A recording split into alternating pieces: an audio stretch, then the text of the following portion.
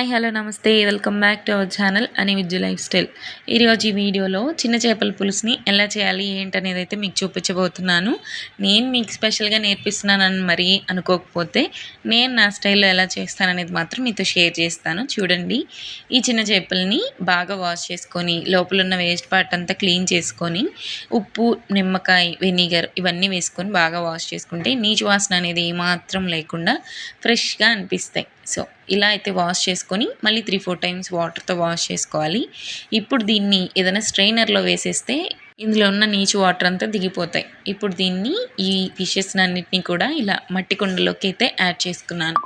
నేనైతే ఇలా మట్టి దాంట్లో అయితే కర్రీ చేద్దాం అనుకున్నాను, అందుకనే యాడ్ చేసుకున్నాను. మీకు ఏది అవైలబుల్లో ఉంటే అందులో వేసేసుకోండి. కానీ నిజానికి ఈ చిన్న చేపలు మట్టి పాత్రలో చేస్తేనే టేస్ట్ బాగుంటుందండి. సో ఇప్పుడైతే చేపల్లోకి కట్ చేసుకున్న ఆనియన్స్, టమోటా ముక్కలు, పచ్చిమిర్చి ముక్కలు, అలాగే పచ్చి మామిడికాయ ముక్కలు, కరివేపాకు, కొంచెం ఉప్పు, పసుపు యాడ్ చేసుకొని మన స్పైస్కి తగ్గట్టు మనం కారం ఎలా తింటాం అనేది చూసుకొని మ్యాక్సిమం ఆర్ మినిమం అనేది చూసుకొని స్పైస్కి తగ్గట్టు కారం యాడ్ చేసుకోండి. ఇక్కడ నేనైతే కొంచెం ఎక్కువే యాడ్ చేస్తున్నాను కారం యాడ్ చేసుకున్న తర్వాత ఆయిల్ విషయానికి వస్తే ఆయిల్ కూడా ఫిష్ కర్రీ అంటేనే ఆయిల్ ఎక్కువ పడుతుందండి. మళ్ళీ ఆయిల్ ఎక్కువ వేసాను అనుకుంటారేమో, ఫిష్ కర్రీ అయినా ఏ నాన్ వెజ్ కర్రీ అయినా ఆయిల్ ఎక్కువే పడుతుంది. సో ఆయిల్ కూడా యాడ్ చేశాక మొత్తం ఒకసారి మిక్స్ చేస్తున్నాను. ఈ ప్రాసెస్ మా అమ్మ వాళ్ళు, మా నానమ్మ వాళ్ళు అందరు కూడా ఇలాగే చేస్తారు. కాకపోతే సేమ్ మట్టి పాత్రలో చేసిన వాళ్ళు కట్టెల పొయ్యి మీద చేస్తారు, నేను గ్యాస్ స్టవ్ పైన చేస్తున్నాను. అంతే డిఫరెన్స్ అనమాట. సో ఇదంతా ఒకసారి బాగా మిక్స్ చేసుకోవాలి. ఈ ఉప్పు, కారం, పసుపు ఇవన్నీ కూడా చేప ముక్కలకి బాగా పట్టేలాగా మిక్స్ చేసేసుకొని మనం ముందుగా ఒక చిన్న నిమ్మకాయ సైజ్ అంత చింతపండును అయితే నానబెట్టుకోవాలి. ఇందులోకి చింతపండు బదులుగా చింత ఇగురు కూడా వేసుకోవచ్చండి, ఆకు ఇగురు. సో ఇప్పుడు మనకి అది అవైలబుల్ లేదు కాబట్టి నేను చింతపండు పులుసుతోనే యాడ్ చేస్తున్నాను. మరీ ఎక్కువ పులుసు నార్మల్గా పెద్ద చేపలకి వేసినట్టు వేయకూడదండి, మరి పుల్లగా అయిపోతుంది. మీరు పులుపు తినే వాళ్ళైతే ఓకే, నో ప్రాబ్లం. బట్ పులుపు తినని వాళ్ళైతే అడ్జస్ట్ చేసుకొని చాలా తక్కువ వేసుకోండి. ఇలా చింతపండు పులుసు పోసి ఒకసారి బాగా మిక్స్ చేసుకున్నాను. అండ్ దీంట్లోకి మళ్ళీ పులుసుకి సరిపడా వాటర్ కూడా యాడ్ చేసుకొని ఇలా అయితే మళ్ళీ ఒకసారి మిక్స్ చేసుకుంటున్నాను. ఇప్పుడు దీన్ని డైరెక్ట్గా స్టవ్ పైన పెట్టేసి కుక్ చేయడమేనండి. నేను పోపు అవేమీ వేయను అనమాట. ఇంక ఇందులో ఉన్న ఆయిల్, ఇందులో ఉన్న కరివేపాకు, ఇంక ఇవే అనమాట పోపు అన్నీ అనమాట. ఈ ప్రాసెస్ గురించి పల్లెటూర్లలో ఉండేవాళ్ళు ఈ వీడియో ఎవరైనా చూస్తుంటే వాళ్ళకి ఖచ్చితంగా తెలిసి ఉంటుంది.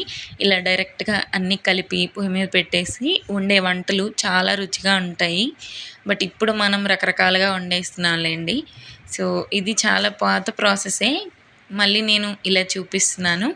సో ఇది ఒకసారి బాగా మరిగాక దీన్ని గరిట పెట్టకుండా ఇలా క్లాత్ ద్వారా పట్టేసుకొని ఇలా కదుపుతూ కనుక మనం కుక్ చేసుకోవాలి. గరిట పెడితే చేప ముక్కలు అనేవి బాగా ముక్కలు ముక్కలుగా విరిగిపోతాయి. సో ఇలా ఒకసారి కలుపుకొని మళ్ళీ ఇంకొక 10 మినిట్స్ వరకు కుక్ చేసుకొని ఇందులోకి మెంతులు, అలాగే జీలకర్ర డ్రై రోస్ట్ చేసుకొని పౌడర్ చేసి పెట్టుకున్నాను. నేను ఒక మంత్కి సరిపడేటట్టు నేను చేసి పెట్టుకుంటాను. అదే 1 టీ స్పూన్ ఇందులో వేసాను. మీరు కూడా 1 టీ స్పూన్ మెంతులు, 1 టీ స్పూన్ జీలకర్ర డ్రై రోస్ట్ చేసుకొని రోట్లో అయినా సరే పౌడర్ చేసుకోవచ్చు, లేదా మిక్సీలో అయినా వేసుకొని పౌడర్ చేసుకొని యాడ్ చేసుకొని ఇంకొక 5 మినిట్స్ వరకు కుక్ చేస్తే ఇలా ఆయిల్ పైకి తేలిపోయిద్ది. ఇప్పుడు స్టవ్ కట్టేసేద్దాము.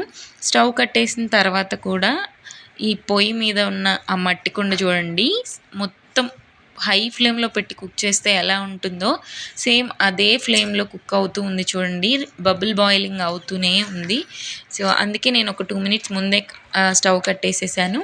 మీరు కావాలంటే ఒక 2 మినిట్స్ ఎక్స్ట్రా కూడా కుక్ చేసుకోవచ్చు. ఇక్కడైతే ఫైనల్గా ఇలా అవుట్పుట్ వచ్చిందండి. కర్రీ అయితే చాలా బాగుంది. ఇంకొద్దిసేపటికి ఇదంతా చాలా దగ్గర పడిపోతుంది. ఇప్పుడంటే కొంచెం గ్రేవీగా ఉంది. అది కుండ పీల్చుకుంటుందో తెలీదు, లేదంటే అలా కర్రీ దగ్గరకు వచ్చేస్తుందో తెలియదు, కానీ చాలా దగ్గరకు వచ్చేస్తుంది. చూడండి, మ్యాంగో కూడా ఎంత స్పాంజ్ లాగా కుక్ అయిపోయిందో. సో ఇదైతే ఫిష్ కర్రీ ప్రాసెస్. నచ్చితే వీడియోని లైక్ చేయండి, మన ఛానల్ని సబ్స్క్రైబ్ చేసుకోండి. Bye bye.